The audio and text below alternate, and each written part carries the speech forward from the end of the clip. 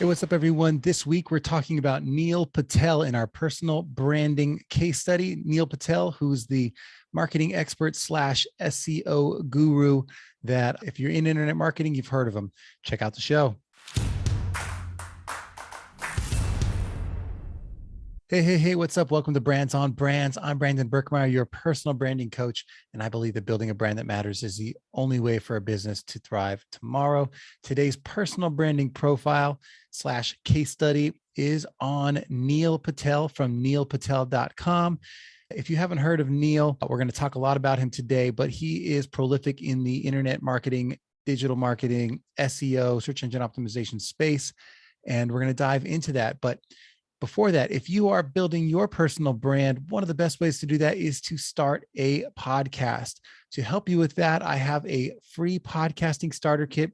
Just go to brandsonbrands.com/starter kit to check that out, or go to my website and check out all of our freebies at any time. So let's dive into Neil Patel and the story about his journey of being a personal brand. First off, again, if you haven't heard of him, the Wall Street Journal calls him a top influencer on the web, period. Forbes says he's one of the top 10 online marketers. And Entrepreneur magazine says he created one of the 100 most brilliant companies in the world. He was also recognized as a top 100 entrepreneur under the age of 30 by President Obama, and one of the top 100 entrepreneurs under the age of 35 by the United Nations. He's also been awarded congressional recognition from the United States House of Representatives. So Neil Patel, he founded a couple companies. If you've heard of them, you'll know. One is called Crazy Egg.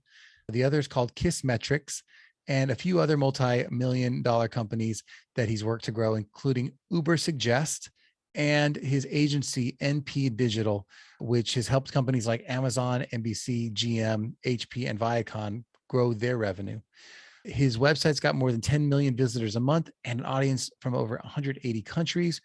And he helps other people build their web presence and online in a few different ways. He helps people one-on-one with his agency tools. He also helps people with his SEO tool, so Ubersuggest, which has almost 300,000 daily users and is free for anyone to use. Also has some paid options.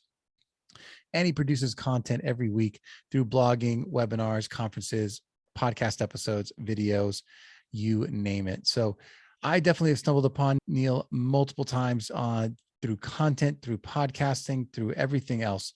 And the tips that he's provided and the tools themselves are just amazing overall. But what I want to talk about is his story, right?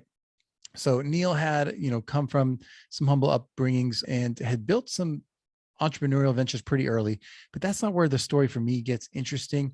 Neil started a digital agency pretty early on, like in the college age years, and, had like one client that turned into another, but really that was just the start, and nothing had really gotten going until he pitched a company he called Crazy Egg.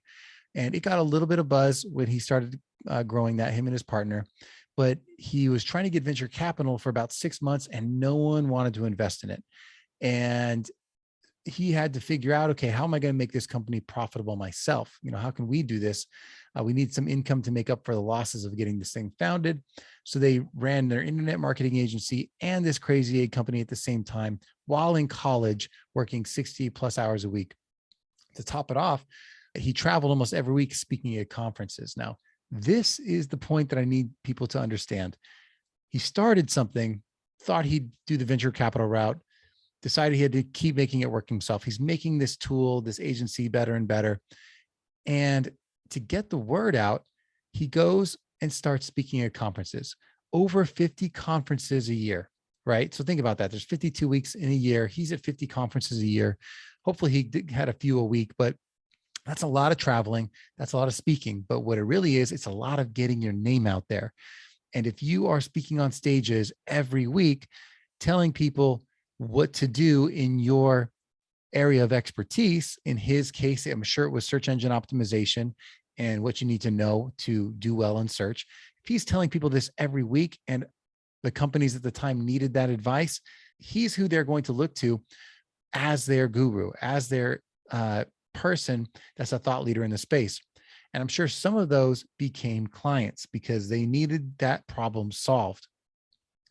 I think this for me is a catalyst for a lot of businesses in the coaching and guru space, and even in the service-based entrepreneur space.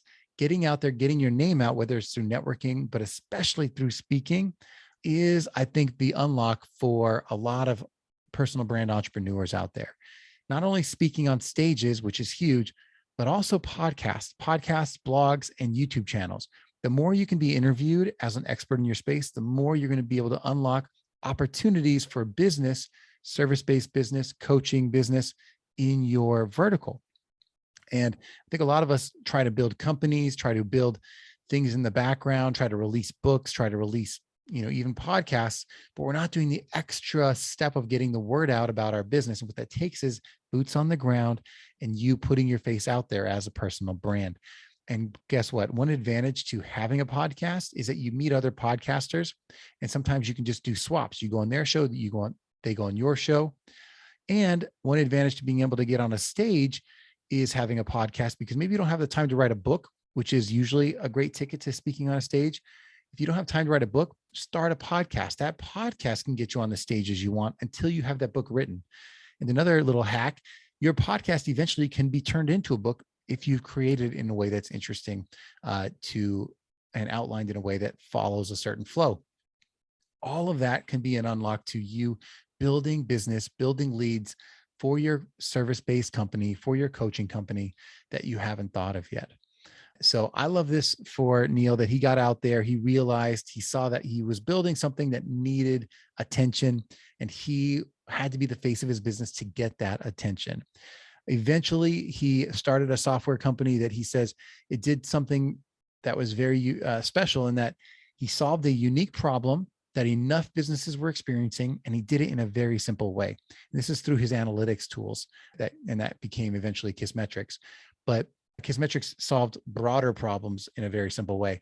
But I'd say that to you, if you have a kind of an idea in your head, or you have services you offer, if you can break that down to a problem you're solving in a simpler way and offer that out to as many people as possible, you might just start the lead engine you need to get things moving. But you have to get your face out there on as many stages as possible to do it. That's our personal brand case study for the day. Neil Patel, internet marketer, speaker, author, and business builder. Hope you guys enjoyed the story. And as always, keep tuning in, and we will catch you next time. Brands on Brands.